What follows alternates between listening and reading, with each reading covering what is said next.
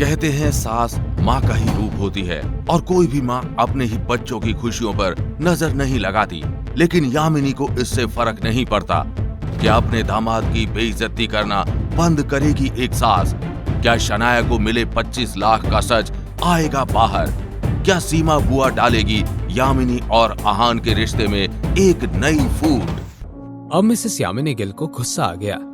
वो सीधे जाकर आहान के सामने खड़ी हो गई। आहान, ये सब क्या चल रहा है? तुम्हारे पास 25 लाख रुपयों की कार कहां से आई? जैसे ही मिसेस यामिनी गिल ने आहान से ये सवाल किया, शनाया ने भागकर अपनी मॉम को अप्रोच किया। मॉम, मैंने शनाया से कहा कि मेरे लिए खरीद दे। मॉम, मैंने वो कार आहान के लिए खरीदी है। मिसेस यामिनी गिल ने अपनी बेटी और अपने दामाद की तरफ देखते हुए मन ही मन में कहा, इन दोनों में से सच कौन कह रहा है और कौन झूठ? मेरी तो कुछ समझ नहीं आ रहा है। एक मिनट, भले ही आहान या शनाया में से कोई झूठ कह रहा हो, पैसे तो शनाया ने दिए होंगे, मगर उसके पास 25 लाख कहां से आ गए? शनाया, ये पैसे कहां से आए? तुमने 25 लाख कहां से लाए? मॉम, आहान ने ये पैसे खुद कमाए हैं। शनाया, क्या तुम मुझे बेवकूफ समझ रही हो? आहान एक नॉर्मल सी बैंक में काम करता है और महीने के उसे 10 से 15 हजार मिलते हैं। शनाया, सच सच बताओ, क्या तुमने स्प्रिंग कॉर्पोरेशन वाले प्रोजेक्ट से कुछ पैसे निकालकर ये कार खरीदी है?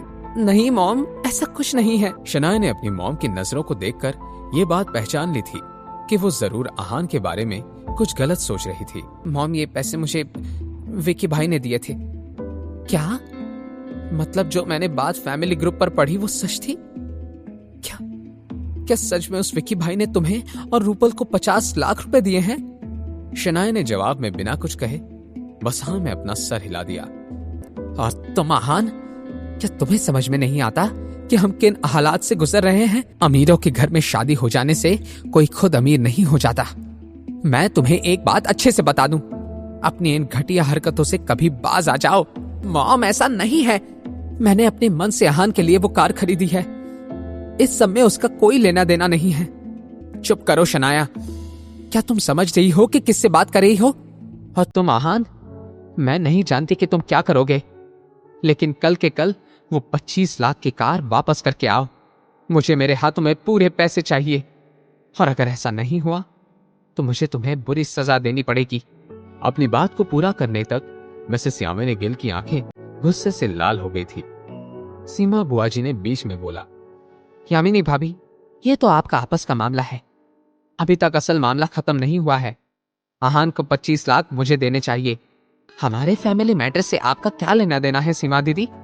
आप अपने काम से काम रखिए। भाभी, आप ये क्या कह रही हैं? क्या आपने मेरी बात को सही से नहीं सुना? उसने मेरे बेटे रतन को भी बहुत मारा। रतन बेटा, अपनी यामिनी मामी को दिखा दो, उनके दामाद ने तुम्हें कितना मारा। रतन भी तुरंत खड़ा हो गया और उसने अपना टी शर्ट निकाला। उसके पूरे बदन पर जगह जगह चोट के निशान थे। अब ऐसा भी नहीं था कि वो सारी चोट रतन को आहान की वजह से लगी थी। दोनों माँ बेटे इस मौके का पूरा फायदा उठाना चाहते थे। भाभी, आप ये क्या कह रही हैं?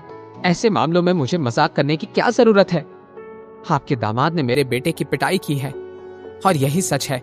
रास्ते पर कई लोगों ने ये देखा था। क्या आप ये कह रही हैं कि मैं झूठी हूँ? मॉम, ये मैंने किया है। अपने दामाद की ये बात सुनकर मिसेस यामिनी गिल हैरान रह गई। आहान की हामी को जानकर सीमा बुआ जी की जान में जान आ गई। सुना यामिनी भाभी, और मुझे झूठ कहने की कोई आदत नहीं है, तो फिर मुझे 25 लाख दे दीजिए और इस मामले को रफा दफा कर दीजिए। मॉम, रतन ने शुरुआत की थी। वो मुझे थप्पड़ मारने आ रहा था। आहान ने सब मुझे बचाने के लिए किया है। शनाया को सीमा बुआ जी पर गुस्सा आ रहा था, लेकिन मिसेस यामिनी गिल ने शनाया को और सीमा बुआ जी को नजरअंदाज कर दिया।